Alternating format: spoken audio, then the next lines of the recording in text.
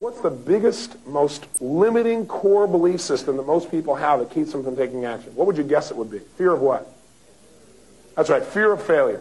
Fear of failure is clearly the #1 killer of dreams and realities for people. What it is, they use this to stop them from even taking the action that could make it into a reality.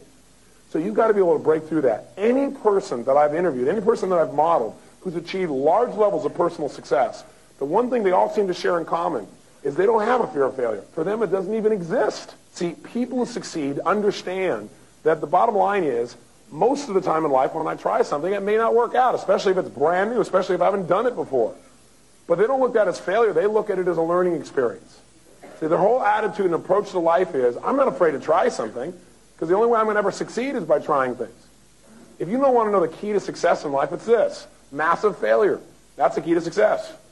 Oh boy, you go, I'm really glad I came to this seminar, boy, this is really pumping me up with enthusiasm.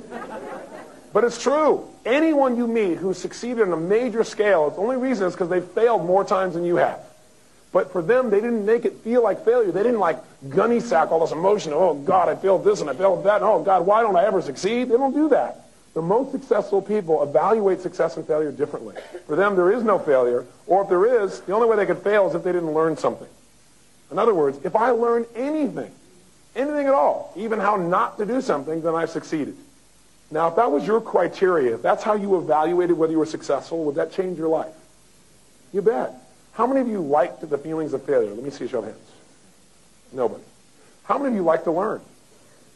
How many of you could virtually learn from almost any situation in life, even painful ones? So from now on, if all you do is look at the situation and learn something, then you've succeeded. What that'll do for you is it'll make you feel better about yourself. It'll cause you to not be afraid of failure because you go, hey, I can't fail. Because no matter what happens, I'll learn something. So I always succeed.